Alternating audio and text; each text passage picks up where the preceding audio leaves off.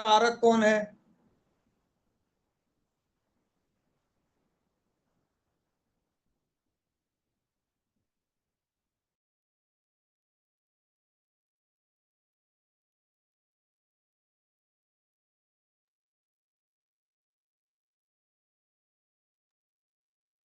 अच्छा, आप लोगों को सुनाई दे रहा है कि नहीं? सर बीच में आवाज ब्रेक हुई थी। टेम्पररली ऑफ था। अभी सुनाई दे रहा है?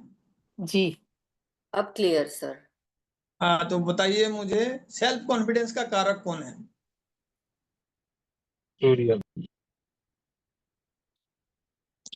सेल्फ रेस्पेक्ट का कारक कौन है? सन। जुपिटर। क्लीनलीनेस का कारक? मून। वीनस। बहुत बढ़िया, मून। वीनस या लग्जरी का कारक कौन है? वीनस। वीनस। वेनस। एस्ट्रोलॉजी का कारक कौन है? वीनस। जुपिटर। जुपिटर।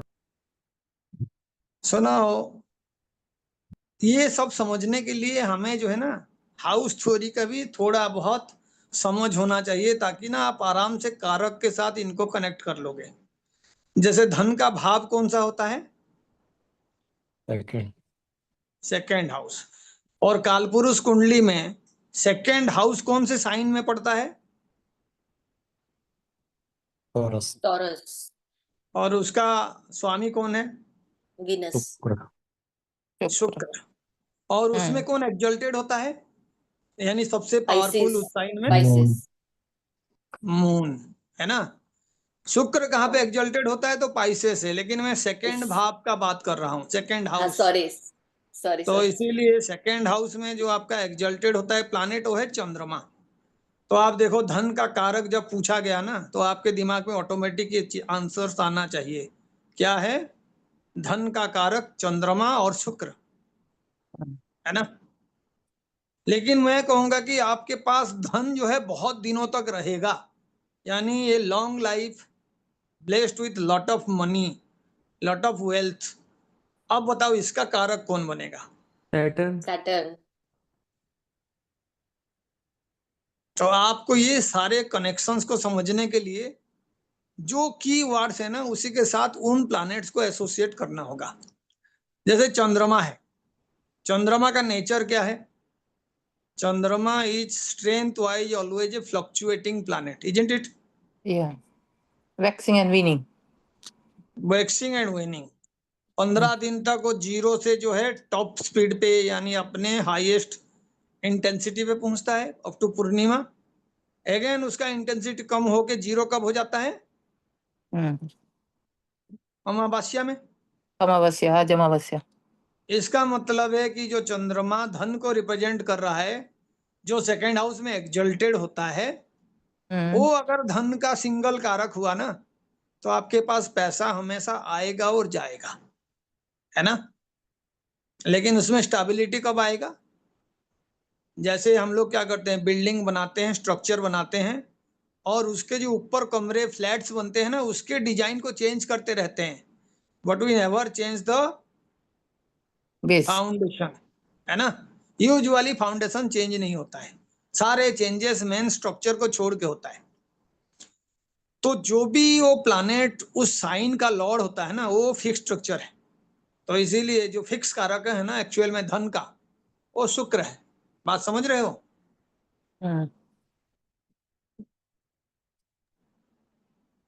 है ना। तो लॉ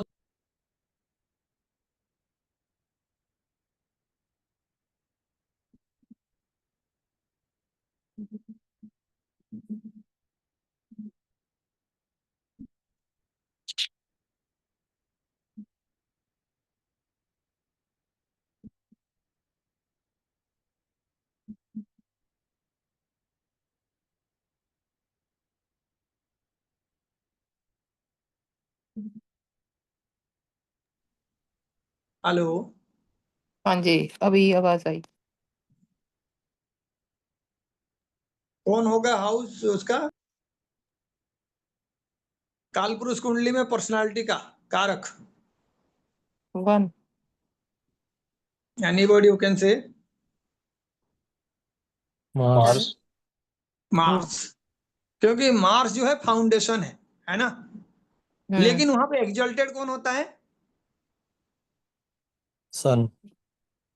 तो sun is the karak of self, sun is the karak of personality, sun is the karak of, you can say, your self esteem. आप समाज में किस तरीके से अपने आप को प्रेजेंट करते हो, समाज आपको किस तरीके से देखता है, इसका जो लिंक है ये सन के साथ है। अब ईगो का कारक कौन है? Sun. एंड फॉल्स ईगो का कारक कौन है? Sun ही राहु। है। And what is the difference between ego Mars. And false ego? Sun and Rahu sir. तो आप फॉल्स ईगो का मतलब है कि आपके पास जो नहीं है आप दिखावा उसी का कर रहे हो। जेब में आपका 10 Illusion। रुपए नहीं है लेकिन आप कह रहे हो मैं करोड़पति हूं। एरोगेंस भी बहुत है। तो आप समझ जाओ कि जो प्लैनेट आपको पॉजिटिव रिजल्ट देता है वो सेम प्लैनेट आपको नेगेटिव रिजल्ट भी देता है। Are you getting it? इसीलिए वो प्लैनेट एक्सट्रीमली पॉजिटिव और एक्सट्रीमली नेगेटिव होता है और दोनों डेंजरस है। ये मत सोचना एक्सट्रीमली नेगेटिव का मतलब जो है प्लैनेट का स्ट्रेंथ नहीं है। एक्सट्रीमली नेगेटिव का मतलब क्या है? प्लैनेट का कौन सा स्ट्रेंथ ज्यादा है? Positive. उसका Retro- नेगेटिव स्ट्रेंथ बहुत ज्यादा है ना। Oh. जैसे Okay. मानिए चंद्रमा है, चंद्रमा का पॉजिटिव स्ट्रेंथ क्या है? हैप्पी माइंड, है ना, happiness, clarity of mind, cleanliness. ये उसका सबसे बड़ा इंपॉर्टेंट फैक्टर्स है चंद्रमा का, क्योंकि चंद्रमा जो है सूथिंग प्लैनेट है। अगर अच्छे स्थिति में चंद्रमा है तो आपका एनर्जी लेवल काफी ज्यादा होता है, मेंटल एनर्जी लेवल। आप बहुत स्ट्रांग फील करते हो। जब भी देखो आप हैप्पी डिस्पोजिशन में रहोगे, आप कभी दुखड़ा नहीं रहोगे। लेकिन चंद्रमा अगर कमजोर हो गया तो क्या होगा? आप हमेशा दुखी रहोगे। जस्ट ऑपोजिट, क्लीनलीनेस नहीं रहेगा। जो बेड में पड़े हो तो पड़े हो, कोई अगर जगह आपने यूज किया तो आप क्या करोगे? उसका साफ सफाई का ध्यान कभी भी नहीं रखोगे। आपके घर में चीजें कभी भी ऑर्डर में नहीं रहेंगे। जहां पे भी जाओ कहीं ना कहीं पे गंदगी जमा होगा। तो यूजुअली ये जो गंदगी है जो आपके बेड के नीचे या किसी कोने में पड़ा रहता है उसका कारक राहु है। बात समझ रहे हो? उसका कारक राहु है। तो चंद्रमा का एनर्जी नेगेटिव होने का मतलब है इनडायरेक्टली राहु का एनर्जी ज्यादा हो जाना। और राहु जो है एक डिसीविंग प्लैनेट है। उसमें जो भी लैकिंग होता है ना वो उसका उल्टा दिखाने का कोशिश करता है, इल्यूजन है। आपके पास पैसा नहीं है लेकिन राहु कौन सा इल्यूजन दिखाएगा?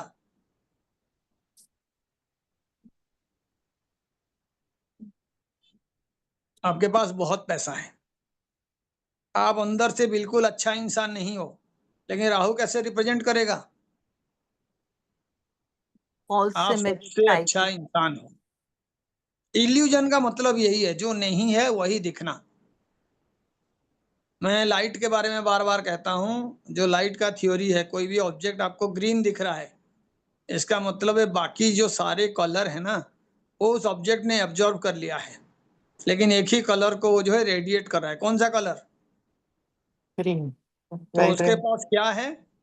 उसके पास एक्चुअल में ग्रीन नहीं है, बाकी सारे हैं, लेकिन दिख कैसे रहा है? ग्रीन।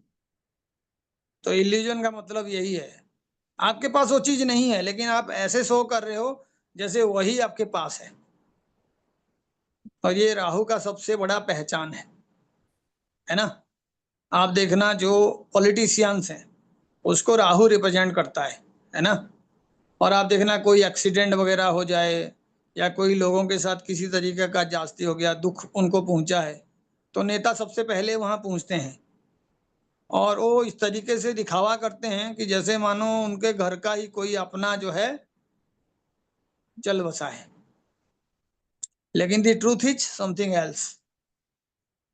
राहु जब भी आपका पावरफुल होगा ना तो आप एक इल्यूजन क्रिएट करने में बहुत आसानी से जो है सक्सेसफुल बन जाओगे। इल्यूजन क्रिएट कर सकते हो आप पानी में लाइन खींचोगे और लोगों को दिखाओगे ये देखो मैंने जो लाइन खींचा है ना वो पानी में आपको दिख रहा है, तो लोग आपको हाँ बोलेंगे। पावरफुल राहु। तो राहु का जो इल्यूजन है वो अपने आप में नहीं होता है, वो किसी ना किसी प्लैनेट को बेस बना के अपना इल्यूजन क्रिएट करता है ना। बेस बनाना चाहिए क्योंकि they are planets without physical existence. आपको ये पता होगा राहु और केतु छाया ग्रह हैं, रियलिटी में कुछ भी नहीं है। लेकिन जैसे पृथ्वी है, मंगल है, बृहस्पति है, शनि है, ये सारे सॉलिड प्लैनेट्स है, ठोस प्लैनेट्स हैं। इनके अंदर डिफरेंट डिफरेंट मटेरियल्स है। लेकिन राहु और केतु ऐसा नहीं है, ये एक नोड पोजीशन है, यानी सन और मून के बीच आंख मिचौली खेला जा रहा है।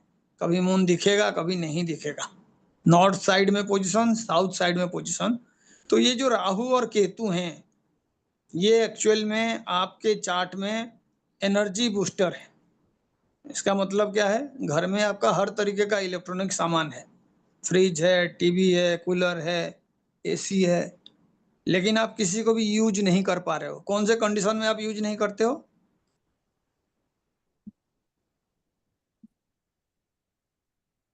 हाँ जी,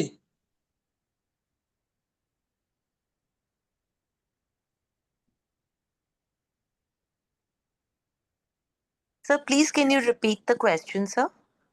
क्वेश्चन है कि आपके घर में सारे इलेक्ट्रॉनिक डिवाइसेस हैं, जी, ऐसा इलेक्ट्रिसिटी एक ना होने कंडीशन पर। बताओ जिस टाइम में आप उसको यूज नहीं कर पाते हो। जब राहु खराब होता है इलेक्ट्रॉनिक डिवाइसेस भी खराब जल्दी होते हैं घर पे। राहु सर, राहु।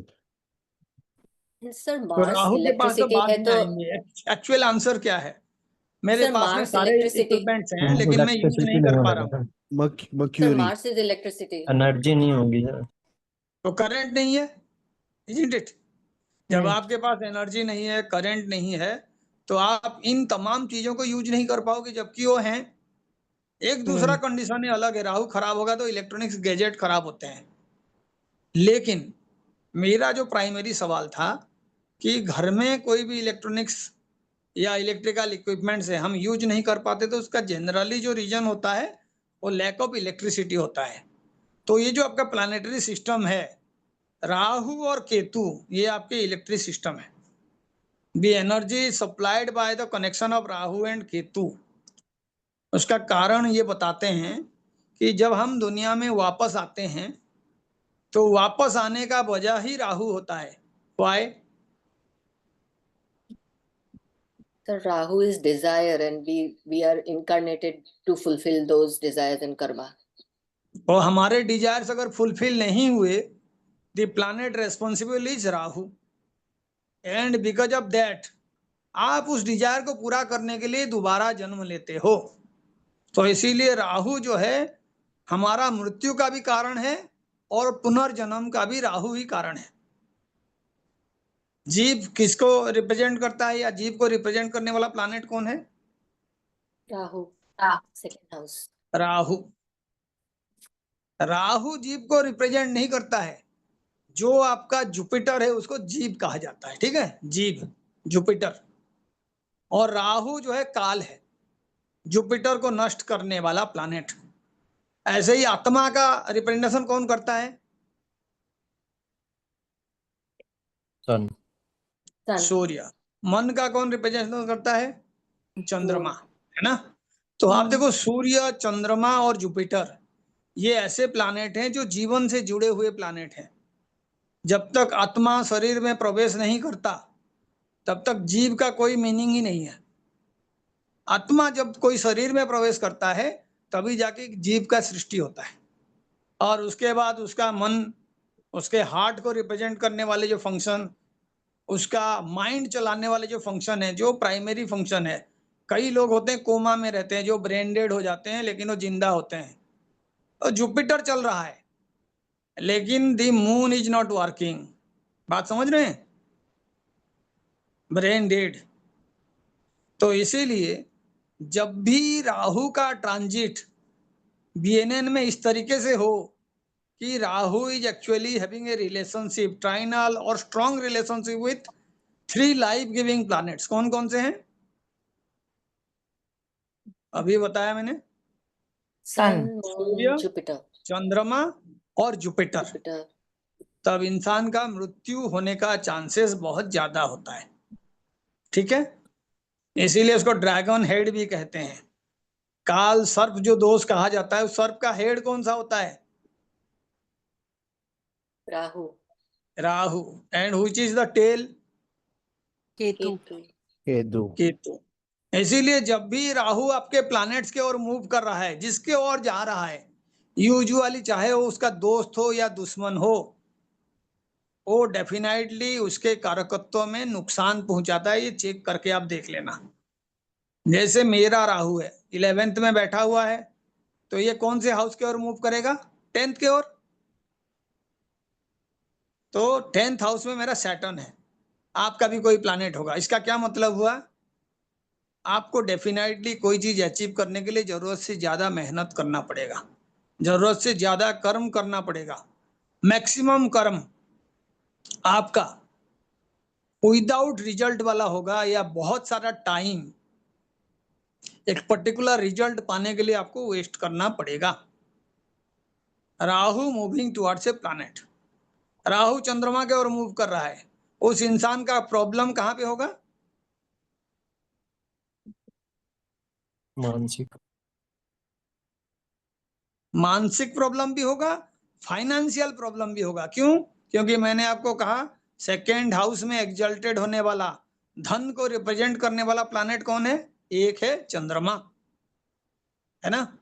राहु चंद्रमा के ओर मूव कर रहा है, इसका मतलब ये हुआ कि आपका सेकेंड हाउस से रिलेटेड जो भी चीजें हैं, जहां चंद्रमा नैसर्गिक रूप पे एग्जल्टेड होता है, उस पे भी प्रॉब्लम होगा। यानी आपका वाणी भी खराब हो सकता है, आपके जो रिलेटिव्स हैं उनके साथ आपका बहुत अच्छा दोस्ती नहीं रहेगा, और आपके फैमिली में जो भी अशांति है उसके पीछे आपका बिहेवियर और नेचर डेफिनेटली काम करेगा।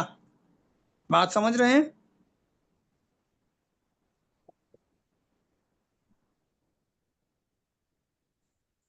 तो ये सारे प्लैनेट्स को समझने के लिए मैं पहले ये जानना चाहूंगा कि उनका एक्जल्टेशन कहाँ पे है और उनका डेबिलिटेशन कहाँ पे है, अच्छे हाउस पे है या बुरे हाउस पे है। तब मैं सारे प्लैनेट का नेचर को आराम से याद रख पाऊंगा। तो एक एक करके सारे प्लैनेट को जब हम डिस्कस करेंगे, आप ये सारे की पॉइंट्स को जो है याद रखोगे, जो मैं आपको अभी बताऊंगा, है ना। तो आप देखो, पहले तो सूर्य के लिए ये हमारे आइडेंटिटी को रिप्रेजेंट करता है, और जो हम सेल्फ एक्सप्रेशन करते हैं, यानी हम जो कुछ भी बोलते हैं या अपने आप को किसी पर्टिकुलर जगह पे प्रेजेंट कराते हैं, ये सारे सेल्फ एक्सप्रेशन, आपका जो कॉन्फिडेंस है, स्टेटस है, ईगो है, ये सूर्य रिप्रेजेंट करता है। तो सूर्य खराब होगा तो क्या क्या प्रॉब्लम होगा लाइफ में? Sir, father से दिक्कत या father से दूरी if majorly afflicted. यानी जो सन आपका रिप्रेजेंट करता है चीजों का एफ्लिक्शंस होगा, उसी पे प्रॉब्लम Yes. होगा। यानी आप बहुत मेहनत करने के बाद भी जो रिकॉग्निशन आपको चाहिए वो मिलेगा नहीं। कई बार जो सिचुएशन पे आप बोलते तो आपका काम बन जाता है, वहां पे आप बोल नहीं पाओगे। जो आप सही बोलना चाहते हो गलत बोलने का प्रयास कर सकते हो आप। यानी आप अपने आप को नुकसान पहुंचाने का कॉम्बिनेशन सूर्य अगर नीच का होगा तो जाके होगा, है ना। तो आप बताओ सूर्य नीच कहाँ पे होता है सबसे डेबिलिटेटेड? Libra. लिब्रा। तो ये भी फॉर्मूला आप साथ साथ में याद रख लो। कोई प्लैनेट जहां पे भी एक्सल्टेड होता है, उसके बिल्कुल diametrically opposite the planet is debilitated. तो मैं मानो अभी कहूंगा कोई पर्टिकुलर साइन का नाम, जैसे 4 नंबर साइन है कैंसर साइन, तो जुपिटर वहां पे एक्सल्टेड होता है, तो जुपिटर डेबिलिटेटेड कहाँ पे होगा? उसमें 6 10 मिला, कौन सा नंबर हो जाएगा? कैप्रिकॉर्न। 10. 10 10 नंबर, है ना। 10 10। 4 + 6, तो हम्म आपका 10 नंबर साइन में जुपिटर डेबिलिटेटेड होगा। ऐसे ही सन एक्सल्टेड कहाँ पे होता है? एरीज में, 1 नंबर साइन में, तो डेबिलिटेटेड कहाँ पे होगा? 1 + 6, कौन से साइन 7 में? लिब्रा 7 साइन, है ना। लिब्रा साइन में। मून एक्सल्टेड होता है 2 नंबर साइन में, यानी टॉरस साइन में, तो मून डेबिलिटेटेड कहाँ पे होगा? Scorpio. 8. 2 + 6 8 स्कॉर्पियो साइन में।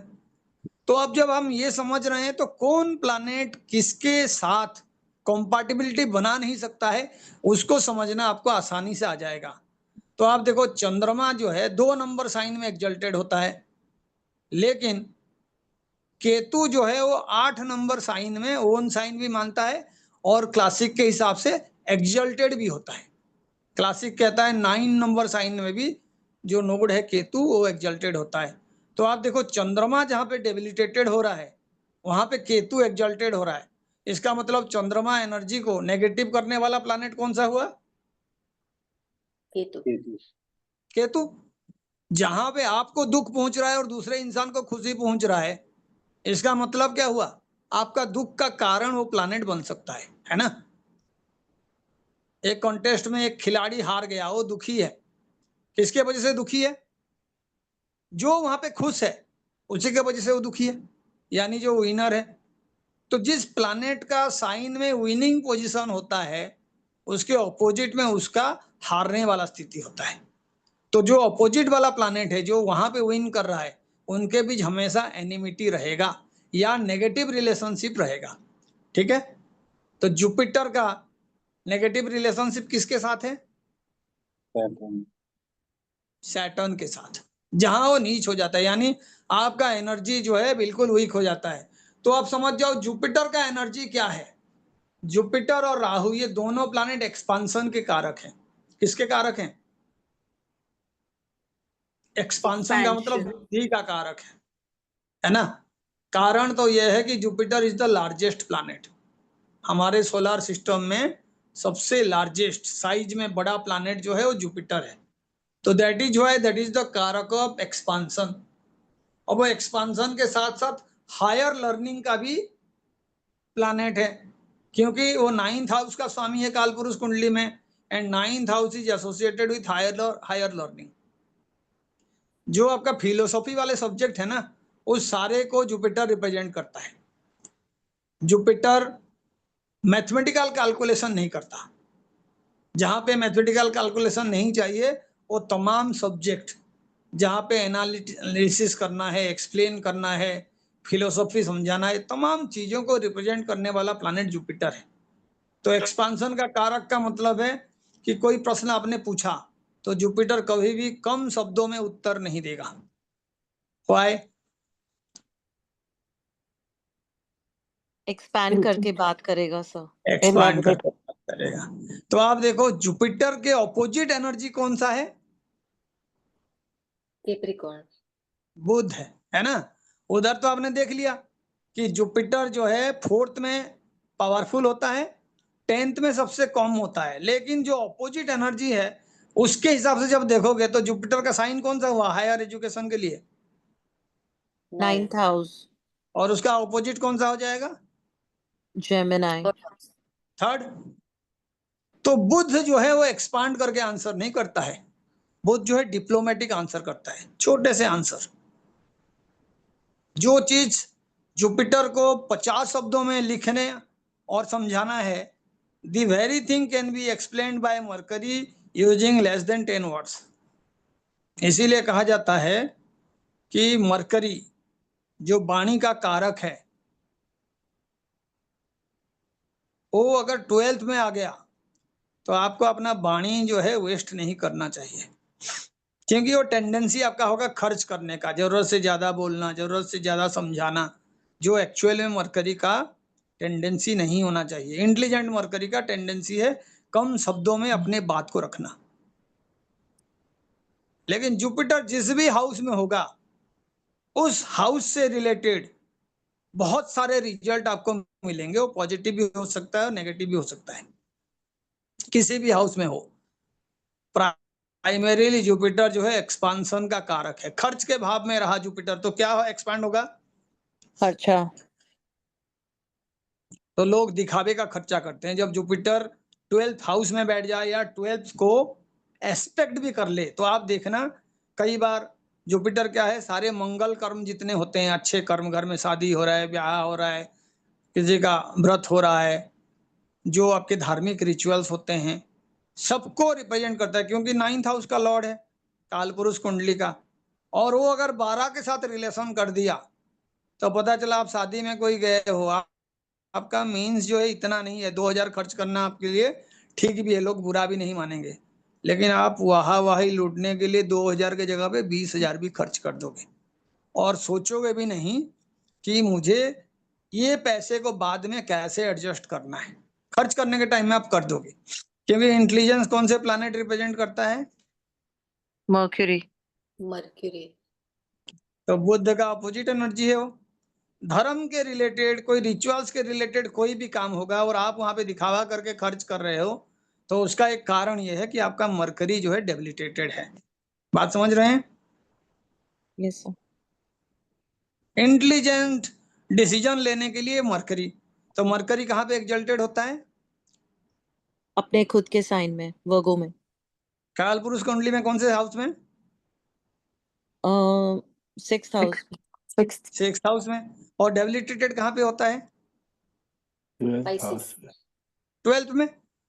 इसका मतलब है जिसका खर्च करने का टेंडेंसी एक बुद्धिहीन तरीका है, यानी वो बार बार सेम टाइप ऑफ मिस्टेक करता है, हर बार खर्च करके फिर पछताता है कि मुझे इतना दिखावा नहीं करना चाहिए, फिर दोबारा से खर्च करता है, तो आप समझ जाओ उसका कुंडली में कहीं पे भी मरकरी बैठा हुआ है, उसका मरकरी एक्चुअल में कैसे काम कर रहा है? नेगेटिव। नेगेटिवली। अच्छा, जो लालची लोग होते हैं, जो माइजर होते हैं, वो कौन से साइन से पता चलता है, कौन से राशि से पता चलता है? वर्गो। वो माइजर नहीं होते हैं, ठीक है।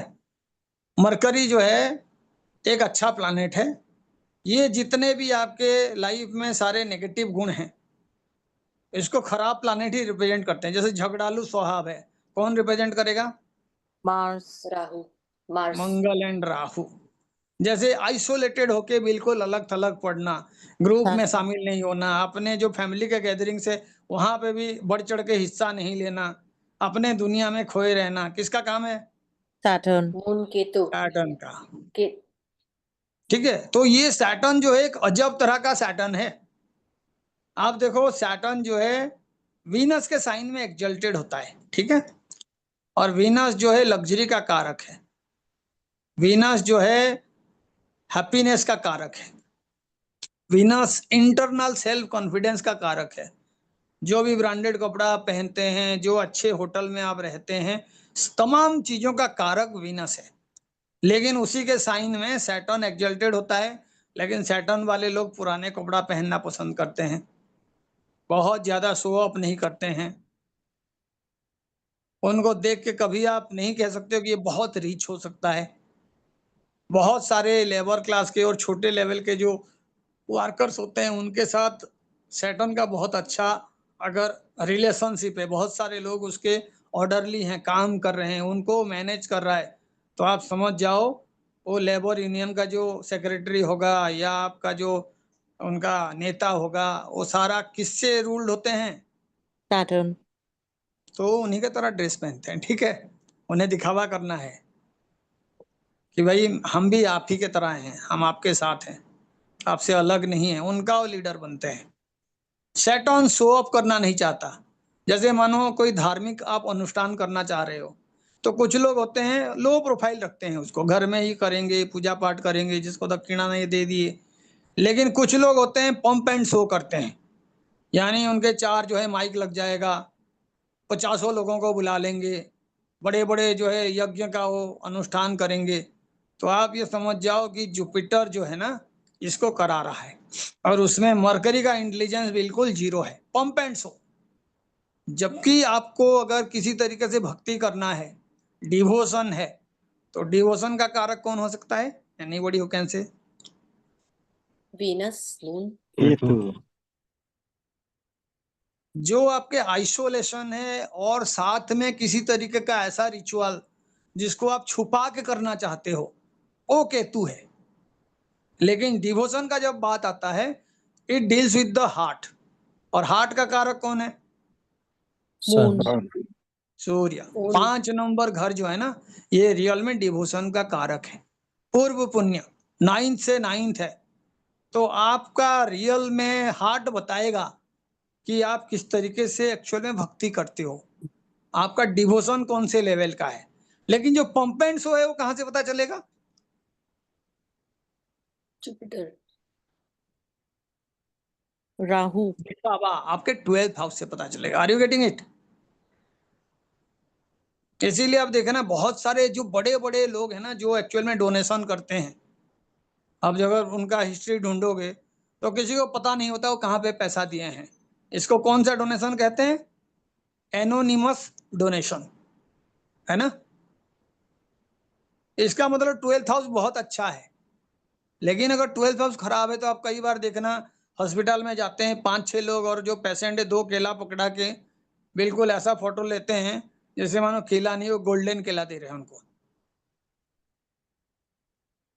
तो जहां पे भी आपका प्राइवेसी रहना चाहिए और उसको आप प्राइवेट नहीं रख रहे हो, आपका 12th हाउस खराब है।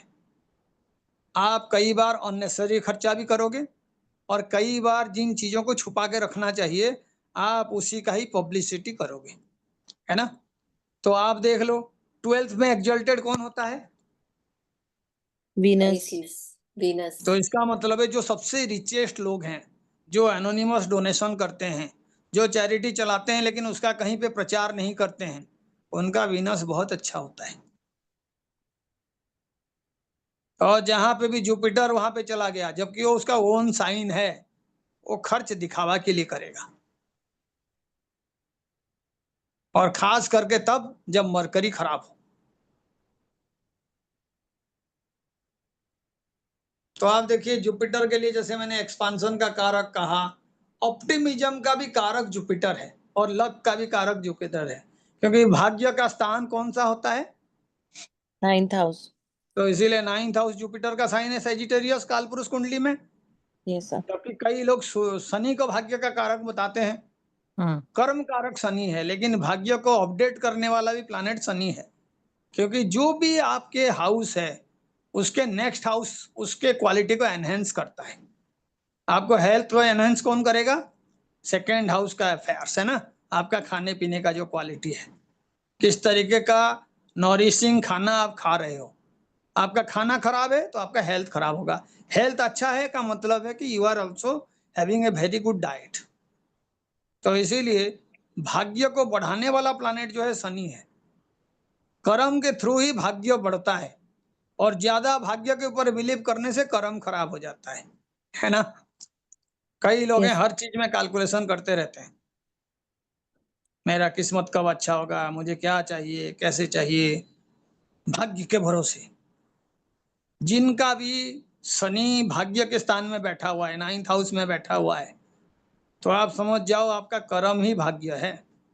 मंगल 9th हाउस में बैठा हुआ है, चाहे वो जितना खराब मंगल हो उसका उपाय आप करोगे, लेकिन 9th हाउस शुभ स्थान में वो बैठा हुआ है। लक्ष्मी जी का आशीर्वाद आपको तब मिलेगा जब आप मंगल के एनर्जी को उस हाउस के साथ रिलेट करके यूज करोगे। अब कैसे करना है अलग बात है, लेकिन सारे प्लैनेट पॉजिटिव को और नेगेटिव को इक्वली रिप्रेजेंट करते हैं। उनका स्ट्रेंथ कम हो जाए तो उसका नेगेटिव साइड दिखता है, स्ट्रेंथ बहुत ज्यादा हो जाए तो पॉजिटिव साइड दिखता है। लेकिन इसका भी कोई हार्ड एंड फास्ट कंडीशन नहीं है, कौन से हाउस में वो बैठा हुआ है, कौन से हाउस का वो मालिक है, तमाम फैक्टर्स और भी जो है काम करते हैं। इसीलिए astrology is not that easy. आपको पहले एक होल हार्टेड नॉलेज जो है ना जानना पड़ेगा। तो छोटे छोटे चीजें आपको देखना होगा। जैसे सैटर्न है, तो आपके हिसाब से सैटर्न कौन कौन से क्वालिटी को रिप्रेजेंट करेगा? Hard work. और Responsibility, structure, रिपीटेशन।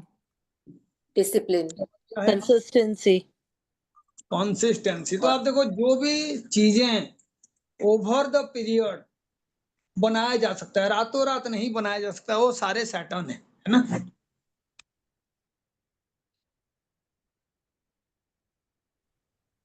यानी सैटर्न का कोई भी चीज आपको बहुत जल्दी नहीं मिलेगा। तो आप देखना सबको विराट कोहली बन गया, उसने बहुत सारे रिकॉर्ड बना दिया, बहुत पैसा कमा लिया दिखता है, लेकिन उसके पीछे क्या है? कंसिस्टेंसी। दिन में 4 घंटा 5 घंटा जो है प्रैक्टिस करना, जिम में पसीना बहाना, उसके बाद जो है जितने तरीके का जंक फूड है उसको अवॉइड करना, प्रॉपर डाइट्स लेना, डिसिप्लिन। तो लॉन्ग टर्म जो भी अचीवमेंट है वो सारे चीजें सैटर्न रिप्रेजेंट करता है। तो आप किसी प्लेयर का अचीवमेंट देख लो, किसी रिच इंसान का अचीवमेंट देख लो, उसका कंसिस्टेंसी और उसका डिसिप्लिन, जो रेस्पॉन्सिबिलिटी और लिमिटेशंस, या कोई स्ट्रक्चर है जिसके बेस पे हम कुछ करते हैं। जिसको लॉन्ग टर्म सक्सेस चाहिए ना, उसको स्ट्रक्चर बनाना जरूरी होता है। हवा हवाई में कभी भी सक्सेस नहीं होता है। आपको प्लान करना होता है, मुझे सुबह इतना बजे उठना है, मुझे 3 महीने में ये टारगेट पूरा करना है, मुझे 6 महीने में ये कोर्स करना है। तो आप देखना, इसका मतलब है you are blessed with Saturn. Saturn का मतलब बिना कंप्लेंट किए बहुत दिनों तक एक ही काम करने का जो जुनून है ना, वो सैटर्न है। यानी आपको पता है कि मुझे 3 दिन के बाद या महीने के बाद या 6 महीने के बाद रिजल्ट नहीं मिलेगा। आपको पता है बहुत मेहनत करने के बाद 1 साल बाद, 2 साल बाद, 3 साल बाद मुझे रिजल्ट मिलेगा। उसके बावजूद अगर आप खुश होके डिसिप्लिन के साथ उस काम को कर सकते हो तो आपका सैटर्न बहुत अच्छा है। क्वालिटीज तो आपको धीरे धीरे पता चल जाएगा। जो जिस हाउस का मालिक है उसका स्ट्रक्चर वो पर्टिकुलर प्लैनेट रिप्रेजेंट करता है। तो कर्म करने का जो स्ट्रक्चर है वो कौन रिप्रेजेंट करता है कालपुरुष कुंडली में? Saturn. Saturn. सैटर्न। यानी आपका एक वर्किंग स्टाइल है, वो सैटर्न रिप्रेजेंट करता है ना। सैटर्न कमजोर है तो डिसिप्लिन होगे क्या आप? नहीं. सैटर्न जो है सन के साइन में है, कैसा डिसिप्लिन होगा आपका? नहीं होगा, because sun they both are enemies. क्योंकि एनिमी होता है, और सेकंड है ईगो है। तो आपको हाँ. लग रहा होगा कि मैं जो कर रहा हूँ सही कर रहा हूँ, तो क्लैश किसके हम्म. साथ होगा? Sun and खुद के Shani साथ। will clash. सन के साथ क्लैश Sun, होगा। And sun, sun, sun, sun and sun. Oh, Self, तो self. सन जो है फादर भी है, सन जो है हाँ. एक ऑफिस का बॉस भी है। तो ऐसे हाँ. एम्प्लॉय जिसका सैटर्न सन के साइन में होता है या सन के हम्म. साथ में होता है, उनके अपने हेड के साथ अनबन होना तय है। ठीक है। हम्म. Boss. वो जो है अपना सुप्रीमेसी दिखाने के लिए सबसे पहले हेड को ही अटैक करेंगे। Are you getting it? Hmm. Yes, और sir. इसके साथ एक दूसरा पैटर्न आप देखोगे कि उस इंस्टीट्यूट का जो सबसे छोटे कर्मचारी हैं, सबऑर्डिनेट्स, वो सारे इस सैटर्न को सपोर्ट करेंगे। बात समझ रहे हैं? Hmm. सैटर्न हम्म. गैदरिंग करेगा, लोगों का ओपिनियन बनाएगा और लड़ेगा किसके साथ? हेड के साथ। Boss के साथ. डिसिप्लिन नहीं होगा उसका। यही डिसिप्लिन है कि मुझे रिकॉग्निशन मिले और मेरा सुप्रीमेसी यहाँ पे बना रहे। सैटर्न वीनस के साथ है, कैसा डिसिप्लिन होगा? कंफर्ट में काम करना। कंफर्ट में काम करेगा। और सैटर्न का सबसे सक्सेसफुल साइन और कॉम्बिनेशन यही है। बात समझ रहे हैं? ये कौन सा सैटर्न है जो एक्चुअल में बहुत सारा पैसा कमाने के बाद ना वो तमाम सुविधा हासिल कर चुका है, लेकिन लोगों को फिर भी बरगलाता है कि देखो तुम्हें तुम्हारा हक नहीं मिल रहा है, तुम्हें अभी भी एक वक्त का रोटी देके शोषण किया जा रहा है। यानी जो लीडर होते हैं ना, जैसे सब्जी मंडी में भी जो लीडर हो रहा है, जो लेबर यूनियन का लीडर हो रहा है, कई सारे ऐसे लोग हैं जो सारे वर्कर यूनियन के साथ काम करते हैं। वर्कर यूनियन में जो वर्कर्स होते हैं उनका फाइनेंशियल हालत बहुत खराब होता है, लेकिन ये जो सैटर्न और विनस वाले कॉम्बिनेशन वाले हैं, ये वहां पे लीडर पोस्ट में है। यानी लग्जरी जैसे भी वो रहेगा और उसका पॉलिटिकल सुप्रीमेसी या लीडरशिप क्वालिटी डेफिनेटली रहेगा। ये आपका सैटर्न और विनस का कॉम्बिनेशन है। लेकिन ये शो ऑफ नहीं करेगा। You have to remember, Saturn powerful है ना, Saturn never believe in showing off. बात समझ रहे हैं? शो ऑफ कौन करता है? Jupiter. जुपिटर 12th में रहेगा तो शो अप करेगा, जुपिटर 12th को एस्पेक्ट करेगा तो शो अप करेगा, जिस साइन में रहेगा वो अपना पढ़ाई लिखाई को शो अप कराएगा। So many things are there, लेकिन एक्चुअल में जो आपका पर्सनालिटी को शो अप कराने वाला बात है ना, जो दिखावा है, अगर पर्सनालिटी फर्स्ट हाउस है, सबसे अच्छा क्वालिटी पर्सनालिटी का फर्स्ट हाउस से दिखता है, सूर्य जिसका कारक है, तो शो अप करने का कारक उसका उल्टा है, नीच का सूर्य। बात समझ गए? आपका एक्चुअल स्टेटस है और आप शो अप कर रहे हो, ये दोनों में जमीन आसमान का अंतर है। पहला वाला आप अचीव करते हो, दूसरा वाला आपका है नहीं लेकिन आप दिखावा करते हो, वो नीच का सूर्य होगा। कहाँ पे नीच का सूर्य होता है? लिब्रा में। लिब्रा में। तो सन लिब्रा का कॉम्बिनेशन हो गया, है ना? कितने आसानी से आप चीजों को समझ पाओगे। मार्स एनर्जी और एक्शन का कारक है ना? जितने भी पॉजिटिव चीजें हैं, जल्दी हासिल करना है, एनर्जी दिखाना है, एक्सप्रेशन दिखाना है, आर्गुमेंट करने का जो स्किल है, जो लॉयर बहुत ही ज्यादा ओरेटरी उनका अच्छा होता है, वो मार्स का जो है ब्लेसिंग्स पाते हैं। Are you getting it? Yes sir. किसी का भी मार्स अच्छा होगा ना, उसका आर्गुमेंट स्किल बहुत ही अच्छा होगा, कुतर्क नहीं करेगा वो। मार्स जहां पे एक्सल्टेड होता है वहां नीच कौन होता है? Jupiter. जुपिटर। जुपिटर। कुतर्क करने वाला भी नीच के जुपिटर वाले होते हैं। उन्हें लगता है उनके पास बहुत ज्ञान है, क्योंकि इल्यूजन भी होता है नेगेटिव प्लैनेट्स के साथ, है ना? राहु का एस्पेक्ट पड़ जाए तो इल्यूजन और ज्यादा बढ़ जाता है, वो मानने के लिए ही नाराज है कि उसको नहीं आता। बहुत सारे लोग हैं, आप देखना, वो एस्ट्रोलॉजी के ग्रुप में होंगे, उन्हें एस्ट्रोलॉजी जानना भी है, अपने लाइफ को ठीक करना भी है, वो जिंदगी में कोई एक भी पोस्ट नहीं लिखेंगे, लेकिन कोई कुछ लिख रहा है तो उसमें जबरदस्ती नेगेटिव कमेंट करना, हंसी मजाक का इमोजी देना, कुतर्क करना, वो सारे नीच जुपिटर का लक्षण होता है। Are you getting it? Yes sir. तो आप कहीं से किसी को कनेक्ट कर सकते हो। पहले तो आपको प्लैनेट और उसके हाउस, कहाँ पे उसका एनर्जी ज्यादा है, कहाँ पे उसका एनर्जी कम है, डिस्कस करते करते ही आपको आ जाएगा। आप आंखें बंद करके कोई सवाल पूछोगे, उसके साथ प्लैनेट को ऑटोमेटिक आप एसोसिएट कर लोगे। बात समझ रहे हो? अपने आप एसोसिएशन हो जाएगा।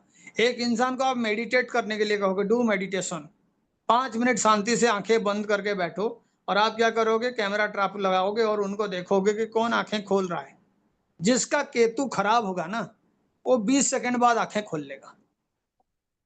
केतु खराब है तो इंसान कभी भी मेडिटेशन नहीं कर सकता है, क्योंकि मेडिटेशन का कारक कौन है? केतु। और जो आपका स्टेबिलिटी का कारक कौन है? केतु Saturn. तो है नहीं, है ना? Saturn. केतु तो स्टेबिलिटी का कारक नहीं है, केतु इनस्टेबल प्लैनेट है। स्टेबिलिटी का कारक जो है वो आपका वीनस है। Are you getting it? अंदर जो आपका पेशेंस होता है ना, बहुत हाई लेवल का पेशेंस, यानी आप डिटरमाइंड हो कि मुझे मेरा ड्यूटी करना है, मुझे इस रिलेशनशिप को बचाना है, मुझे अपना 200% देना है। ये सारे काम ना वीनस ही कर सकता है, वीनस। Sir, और वो sir, 12th में Saturn. एक्सल्टेड होता है, ठीक है? Venus is exalted in the 12th house of Kalpurush kundli. उसी हाउस से मेडिटेशन भी देखते हैं। तो जुपिटर मोक्ष कारक है, तो जैसे ही आपका मेडिटेशन वाला एक हैबिट बन जाएगा ना, तो आपका 8 और 12 का कनेक्शन ऑटोमेटिक बन जाएगा। 8th हाउस में कौन एक्सल्टेड होता है? Ketu. राहु। राहु कभी 8th में एक्सल्टेड नहीं होता। Rahu is exalted in the second and the third house, ठीक है? वीनस के साइन में राहु एक्सल्टेड होता है, बुध के साइन में राहु एक्सल्टेड होता है, कन्या में भी राहु जो है बड़ा अच्छा रिजल्ट प्रोवाइड करता है। लेकिन 8th हाउस का बात जब भी हो, उस पे सिर्फ एक ही प्लैनेट बहुत केतु। खुशी महसूस करता है, वो है केतु।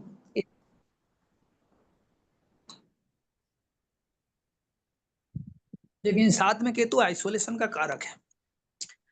आप घर में कभी भी अच्छा केतु नहीं पा सकते हो, ठीक है? जो भी सोचेगा मेरा तो भाई मैं अपने घर में ही आराम से शांति से रह जाऊंगा, केतु है, इट विल नेवर हैपन। क्योंकि हाउस वाइज जो एनर्जी केतु को लाइक नहीं करता। 4th हाउस चंद्रमा का हाउस होता है ना बाय डिफॉल्ट। आपका चाहे कोई भी लगन हो, आपके चंद्रमा अगर सही है तो आपको घर में पीस मिलेगा। ठीक है, चंद्रमा अगर आपका कहीं दूर बैठा हुआ है, नेगेटिव हाउस में बैठा हुआ है, उसके ऊपर राहु केतु का एस्पेक्ट है, शनि का एस्पेक्ट है, या राहु और केतु इनमें से कोई उसके और मूव कर रहा है, तो आप देख लेना सबसे ज्यादा जल्दी परेशान होने वाला व्यक्ति भी वही होगा। तो चंद्रमा का स्ट्रेंथ को आपको देखना है। चंद्रमा का स्ट्रेंथ को कई तरीके से देखा जाता है। कैसे देखा जाता है? उसके दोनों ओर कौन बैठे हैं, दोस्त हैं या दुश्मन है, किसका एस्पेक्ट उसके ऊपर है, जन्म के समय में चंद्रमा का स्थिति कैसा था, चंद्रमा डिग्री वाइज कितना है। तो ये मैं जितने तरीका बता रहा हूं ना, उसको सारे नोट डाउन कर लीजिएगा, और जितने आपको अच्छे रिजल्ट मिलेंगे टिक कर दीजिएगा। 10-12 पॉइंट में से 6, 7, 8 टिक हो जाए तो आपका वो प्लैनेट स्ट्रांग है। और वो प्लैनेट स्ट्रांग है तो चार्ट से नहीं पता चलेगा, चार्ट से सिर्फ आप बता सकते हो, क्योंकि हो सके वो इंसान 30-40 साल में इस प्लैनेट का एनर्जी को नेगेटिव तरीके से यूज कर करके खराब ही कर दिया है, आपको दिखेगा नहीं। इसीलिए लोगों का पास्ट पूछा जाता है, सवाल पूछा जाता है।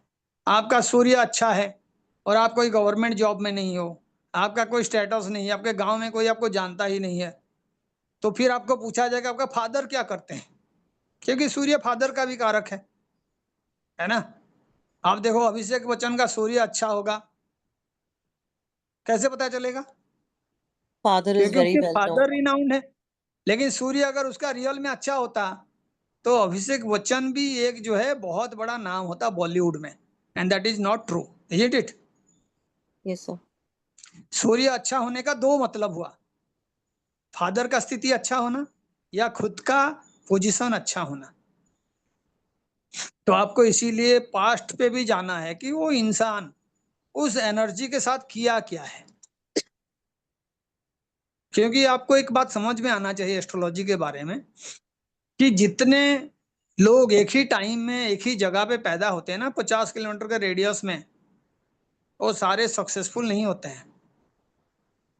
उनके डिग्री वाइज डिफरेंस बहुत कम होता है।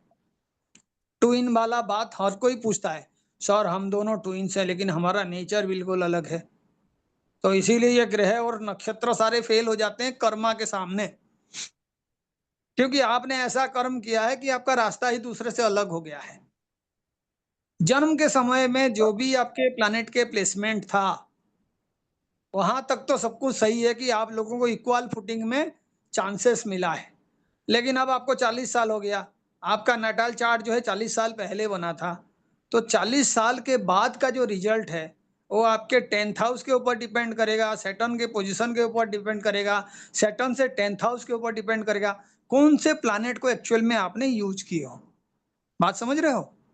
तो इसीलिए भाग्य सब कुछ नहीं है कि पैदा हो गया का मतलब यू आर सक्सेसफुल। कर्म 60% रोल प्ले करता है।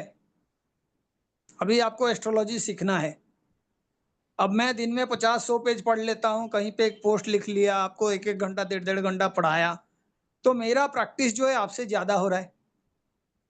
आप जब इस तरीके का प्रैक्टिस एक अलग वे में करोगे तो आपका लेवल डेफिनेटली बढ़ेगा। This is the effect of Karma.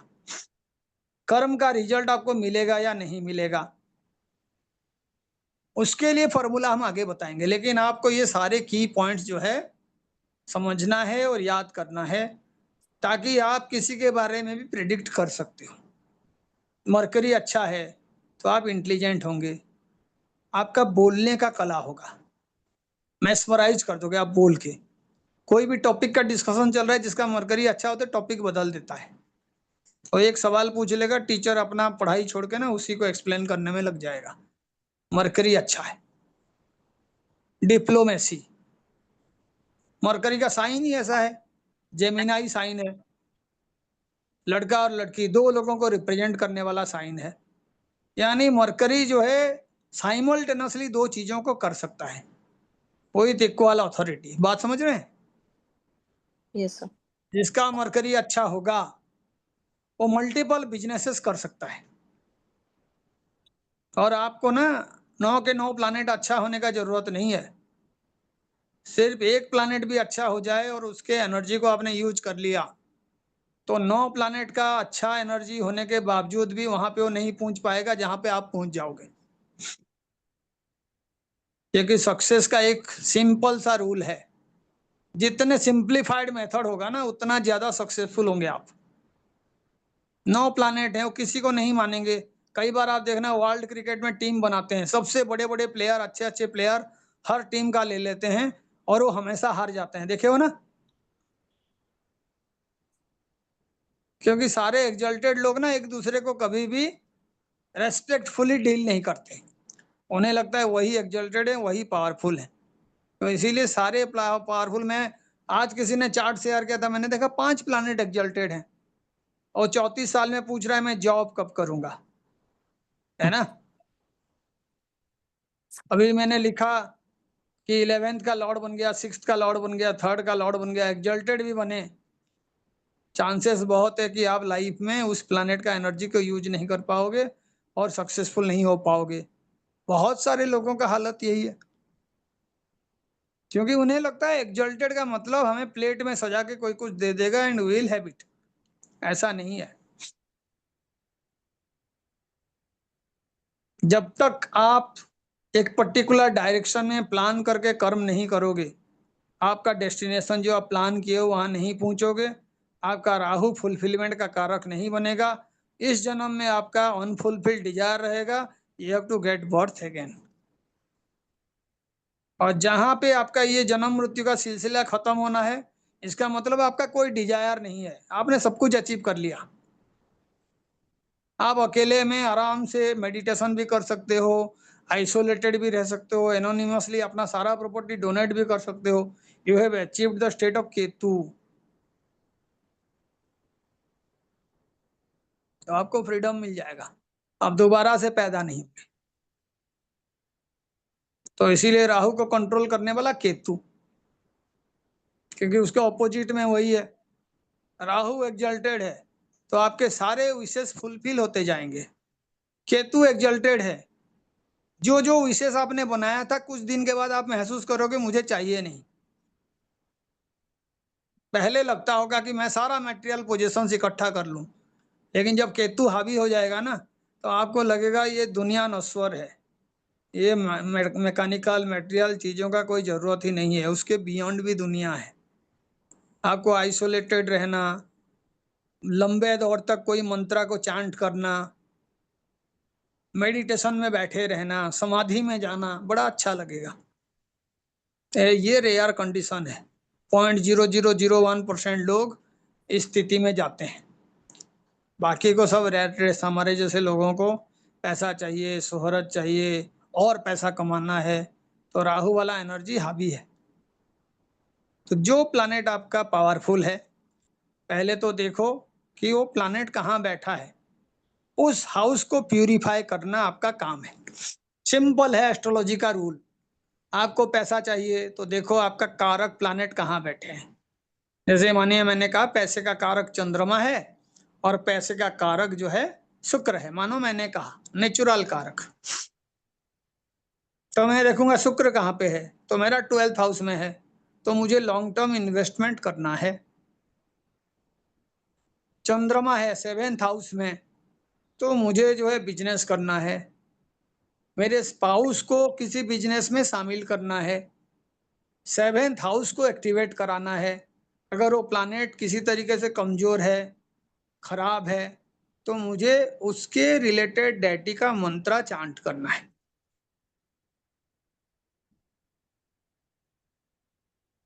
ये सारे कैलकुलेशंस जब आप सीख जाओगे तो आपको ना आंखों के सामने किसी का भी चार्ट देख के आपको 50 चीजें एक साथ देखना नहीं है, एक एक करके देखो उस चार्ट में सूर्य का स्थिति क्या है, सूर्य कौन से घर का मालिक है, सूर्य कमजोर है या स्ट्रांग है, सूर्य के ऊपर दृष्टि किसका है, सूर्य के दोस्त कौन है, दुश्मन कौन है। टिक करते जाओ, जहां पॉजिटिव मिला एक टिक कर दो, जहां नेगेटिव मिला क्रॉस कर दो। एंड में देखो कितने क्रॉस हुए। अगर टिक से क्रॉस ज्यादा है सूर्य नेगेटिव है, टिक ज्यादा है तो सूर्य पॉजिटिव है ना। इतना ही सिंपल है एस्ट्रोलॉजी। फिर उसके बाद सारे प्लैनेट का रिजल्ट दशा अंतर्दशा के हिसाब से आप करोगे। किसी को कुछ पूछना है?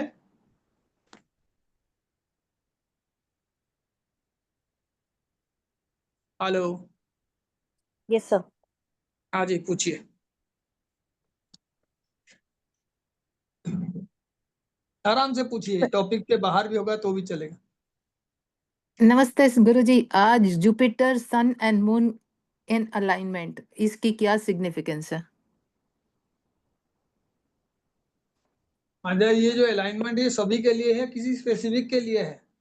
नहीं, सबके लिए, लाइक मतलब हाउ इज इट इफेक्टिंग, कैसे अलाइनमेंट आपके दशा कहाँ पर, मतलब कैसे है उसके हिसाब से होगा सबका।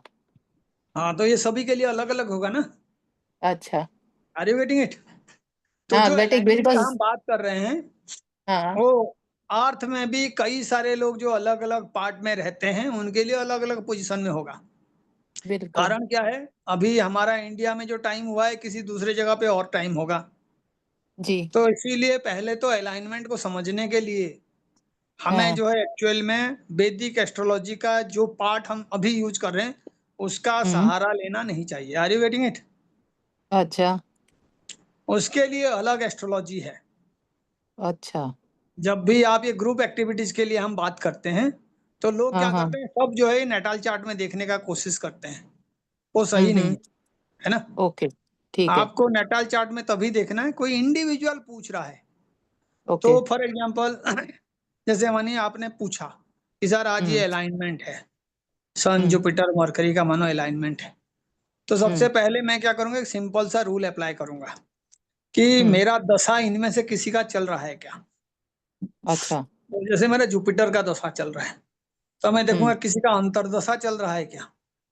हम्म। तो एक्चुअल में हमारा जो रिजल्ट है वो हम्म। सारे दशा के ऊपर 60% डिपेंडिंग है। डिपेंड। उसके बाद जो प्लैनेट आपका स्ट्रांगली प्लेस्ड है, स्ट्रांगली हम्म। प्लेस्ड का मतलब है पॉजिटिव या नेगेटिव दोनों, है ना। हम्म। ये हम्म। प्लैनेट बहुत ही ऑथेंटिक रिजल्ट देते हैं, यानी exalted planet and debilitated planet. हम्म। ठीक है, ये दोनों रिजल्ट देते हैं।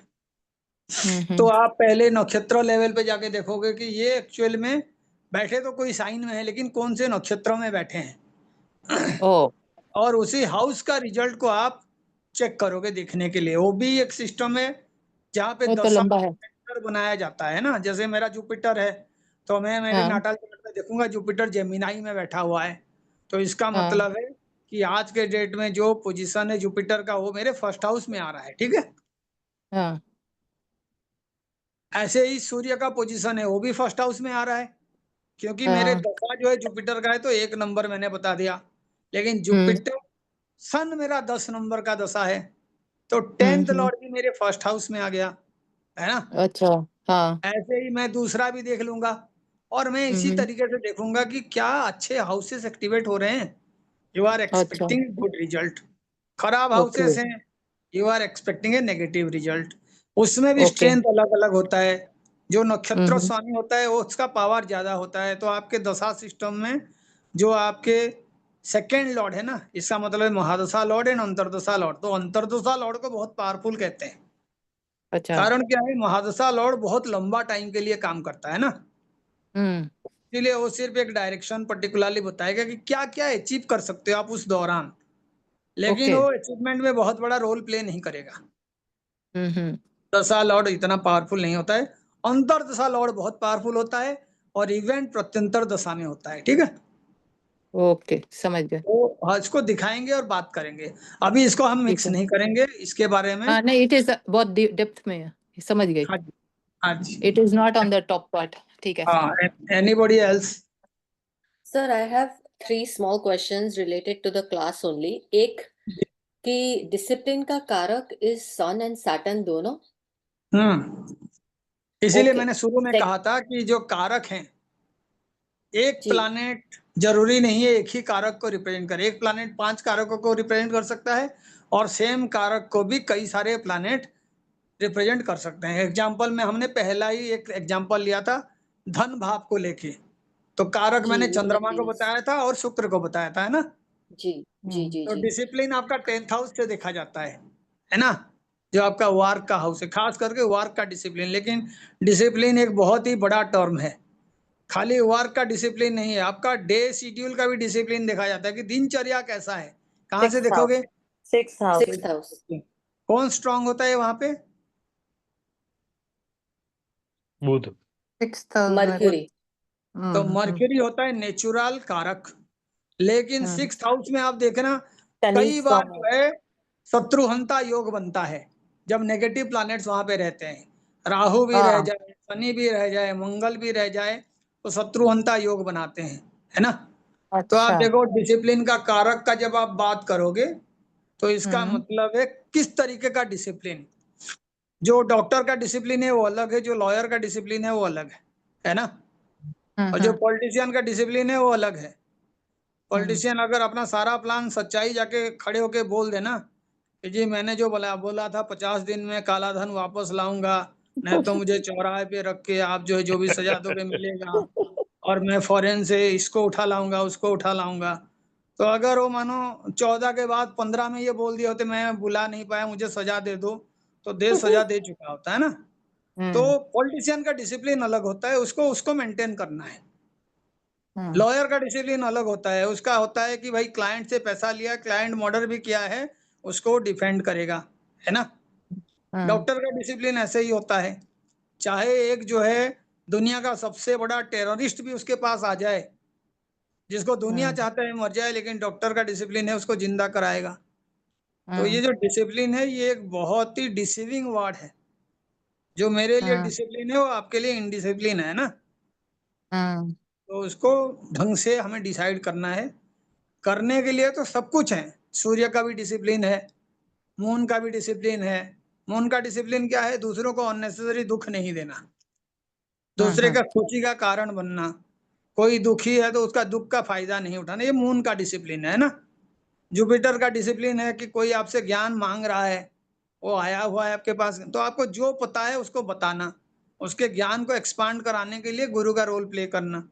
ऐसा नहीं है कि भाई मुझे फीस नहीं दिया तो मैं नहीं पढ़ाऊंगा, तो वो जुपिटर का डिसिप्लिन है। तो जुपिटर जो बहुत अच्छे बड़े जुपिटर हैं, एग्जाम्पल में हमारे इतिहास में हमारे पुराणों में है। तो एक हमारे जुपिटर कौन है? जुपिटर जो है एक है अर्जुन का गुरु, कौन है? कृष्ण द्रोणाचार्य। भगवान। वो कृष्ण भगवान तो सबका गुरु है, जगत गुरु हैं, लेकिन उनको सिखाने वाला जो युद्ध है वो द्रोणाचार्य थे, है ना। जी सर।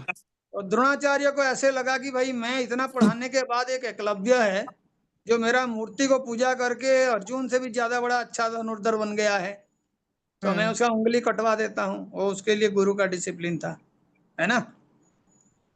तो इसीलिए ये डिसिप्लिन और ये पढ़ाने के लिए है। आप अपने लाइफ में जो चीज अचीव करना चाहते हो उसी के अकॉर्डिंग आपका डिसिप्लिन का लॉर्ड अलग होंगे, लेकिन कंसिस्टेंसी का लॉर्ड हमेशा सैटर्न होता है, ठीक है। कई चीजें कभी चेंज नहीं होता, जैसे सूर्य अपने टाइम में उदय होते हैं, ऐसे ही जो रियल कारक है ना, जो स्लो मूविंग प्लैनेट्स हैं, इनका कारकत्व तो बहुत ही डिसिप्लिन होता है। स्लो मूविंग कौन है? सैटर्न। शनि। 2.5 साल रहते हैं एक साइन में, है ना। तो इसीलिए सैटर्न बहुत पावरफुल प्लैनेट है। उसके बाद आपका राहु और केतु 1.5 साल रहते हैं, ठीक है। फिर आते हैं जुपिटर। तो ये चार जो है हमारे लाइफ में सबसे बड़ा इन्फ्लुएंशियल रोल प्ले करते हैं। बाकी हमें एक्चुअल में हमारा नेचर प्रोवाइड करते हैं, काम करने का स्टाइल प्रोवाइड करते हैं, लेकिन लॉन्ग टर्म रिजल्ट देने वाले यही चार है ना। आपका वीनस चाहे जितना भी अच्छा हो, लेकिन अगर अपने पत्नी के लिए आपका डिसिप्लिन नहीं है तो फिर वीनस कोई काम का नहीं। Are you getting it? Yes sir. तो डिसिप्लिन ऐसे यूज होता है। आप किसी जॉब में हो, वहां पे लोगों को मदद करना है आपको, आप एक IAS ऑफिसर हो, गरीब लोग आपके पास आ रहे हैं, आपके साइन से उनका जिंदगी सही हो सकता है, तो आप अगर वहां पे किसी तरीके का इनजस्टिस कर रहे हो तो आपका शनि खराब हो रहा है ना। जबकि आप काम सूर्य का कर रहे हो, अथॉरिटी का काम कर रहे हो, है ना। तो वहां पे डिसिप्लिन है कि जिनके लिए आपको रेस्पॉन्सिबिलिटी मिला है उसको पूरा करना, क्योंकि रेस्पॉन्सिबिलिटी भी किसका कारकत्व में है? शनि। सूर्य। शनि के कार्यकत्व में, है ना। डिसिप्लिन भी शनि के पास है, रेस्पॉन्सिबिलिटी भी शनि के पास है। इसीलिए कहा जाता है शनि आपके जिस भी हाउस में है, आपका एक रेस्पॉन्सिबिलिटी उस हाउस से रिलेटेड है। शनि सूर्य के हाउस में है तो किसके लिए रेस्पॉन्सिबिलिटी है? फादर। पिता के लिए Father. रेस्पॉन्सिबिलिटी है, गवर्नमेंट के लिए रेस्पॉन्सिबिलिटी है, अपने स्टेटस को मेंटेन करना आपका रिस्पॉन्सिबिलिटी है ना? शनि चंद्रमा के घर में है, मदर की रिस्पॉन्सिबिलिटी। तो शनि चंद्रमा के घर में है तो लोग डरा देंगे, ये चंद्रमा खराब हो गया, पीड़ित हो गया। कोई पीड़ित नहीं हुआ है, पीड़ित आप करते हो। शनि चंद्रमा का मतलब है कि माता के लिए रेस्पॉन्सिबिलिटी, मदरलैंड के लिए रेस्पॉन्सिबिलिटी। कोई भी इंसान दुखी है, उसको खुश कराने का रेस्पॉन्सिबिलिटी। कोई इंसान खाना नहीं खाया, उसको खाना खिलाने का रिस्पॉन्सिबिलिटी। क्योंकि चंद्रमा सिर्फ माँ नहीं है, चंद्रमा फूड भी है, चंद्रमा मिल्क भी है, चंद्रमा पानी भी है। तो लोगों को पानी पिलाने का रिस्पॉन्सिबिलिटी। शनि चंद्रमा का योग है। आप गर्मी के टाइम में दिन में सिर्फ 5-7 बोतल पानी पैक करके पिलाने का आदत डाल दो। कहीं पे भी जा रहे हो, फ्रीजर में पानी रख दो और रास्ते में देखे कोई बूढ़ा बैठे हुए हैं, कोई भी बैठे हुए हैं, आपको लगा तो आप उसको एक-एक पानी का बोतल डोनेट कर दो। आप देखो आपका शनि चंद्रमा खराब नहीं होंगे। शनि का मतलब कर्म है, चंद्रमा का मतलब पैसा है। आपके पास पैसा आना शुरू हो जाएगा।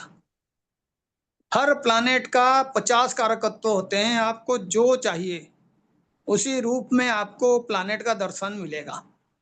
सिर्फ कर्म करना चाहिए, है ना? सर तो शनि करिए। अगर आपने बोला कि चंद्रमा के साथ तो मतलब फोर्थ हाउस में बैठना है वो देखना है कि फोर्थ साइन में बैठना है वो देखना है? जहां जहां कनेक्शंस हो जाए, फोर्थ साइन में बैठे, फोर्थ हाउस में बैठे, चंद्रमा के साथ बैठे तो चंद्रमा के साथ ही कनेक्शन है, ठीक है? पहले और काल शनि के पुरुष साथ कुंडली अगर के, बहुत हाँ, सारे सॉरी हाँ सर बोलिए। मैं कह रहा हूँ काल पुरुष कुंडली में पहले देखिए, उसी के अकॉर्डिंग उस हाउस से रिलेटेड रेस्पॉन्सिबिलिटी बन जाएगा, है ना? जैसे मानो किसी का शनि फोर्थ हाउस में है, तो अब उसके लगन के हिसाब से फोर्थ हाउस उसका मदरलैंड है, यस सर। उसका जी जन्म हाँ। स्थान है, माता का स्थान है। ठीक है। तो अब आप क्या करोगे? आपके पास काफी अच्छा पैसा है, आपको माँ लक्ष्मी का आशीर्वाद है, तो आप जिस जगह पे जन्म हुए थे ना, वहां पे प्याऊ लगा दो, पानी का जो आपका होता है ना टोटी, और उसका अरेंजमेंट आप कर दो। इससे अच्छा सर्विस ही नहीं है, क्योंकि आप एक बहुत बड़ा सर्विस कर रहे हो। Are you getting it? Yes sir. अभी मानो शनि और चंद्रमा 10th हाउस में बैठे हुए हैं, तब भी शनि और चंद्रमा का योग है ना? Yes sir. चाहे वो कहीं पे बैठे, शनि घूम के चंद्रमा के पास आ गया, जो 7.5 का पीरियड है, वो भी शनि चंद्रमा का कनेक्शन है, इजंट इट? किसी यस का सर। शनि 1 नंबर घर में है, चंद्रमा 10 नंबर घर में है, तभी भी शनि चंद्रमा का कनेक्शन है। कैसे? दृष्टि aspect. संबंध। क्योंकि 10 नंबर दृष्टि है, 10 नंबर कर्म है। तो शनि का कर्म क्या है? आपका जो शनि जो आपको मिला है जन्म के समय में, उसका दृष्टि कहाँ पे है? कि मुझे मेरे माँ के लिए कुछ करना है ना? एक एक लेडी होते हैं जिनके 4-5 बच्चे होते हैं, बेचारे सारे जो है उसको छोड़ के ना कोई पैसा कमाने के लिए फॉरेन चले जाते हैं।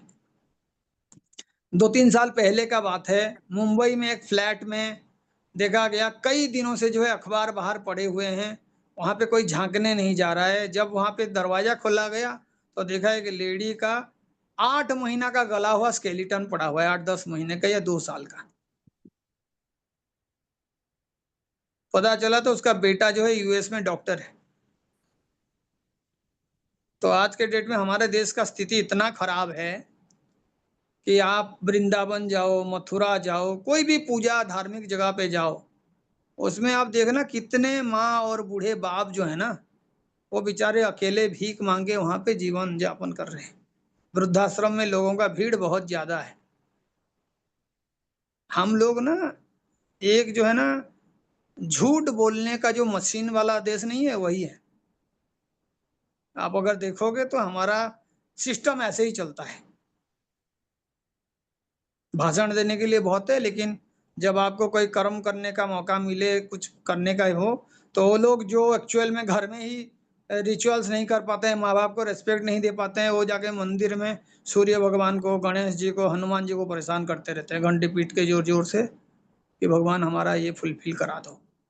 तो इसीलिए दी remedy start from home.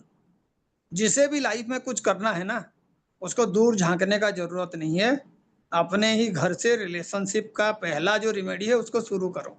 Ego छोड़ दो, भाई से अनबन है, जमीन को लेके लिटिगेशन है, बिना बात के झगड़े होते रहते हैं, मंगल खराब है। पहले छोटे भाई से रिश्ता ठीक करो।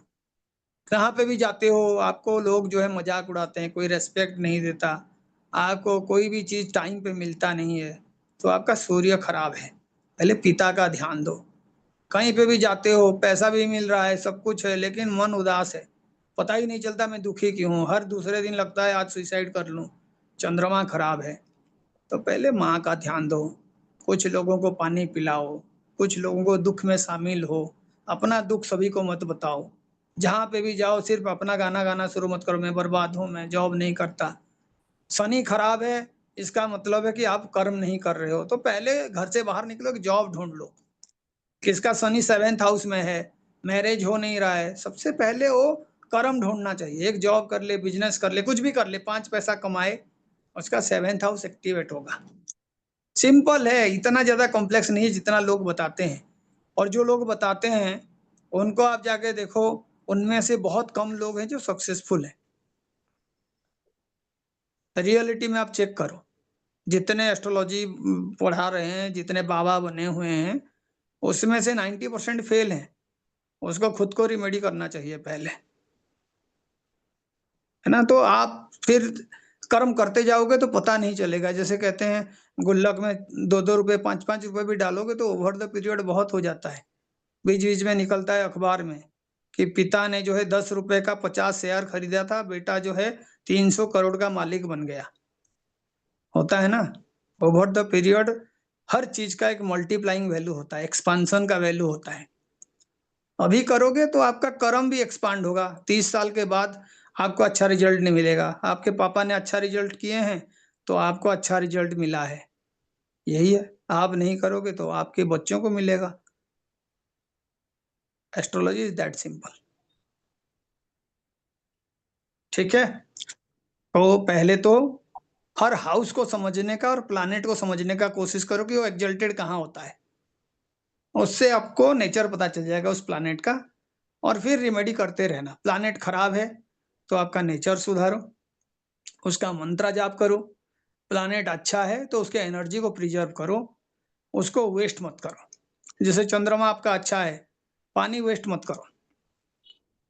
किसी का मन को खराब मत करो क्योंकि आप एनर्जी वेस्ट कर रहे हो। सूर्य अच्छा है तो किसी को बिना बात के अपमान मत करो।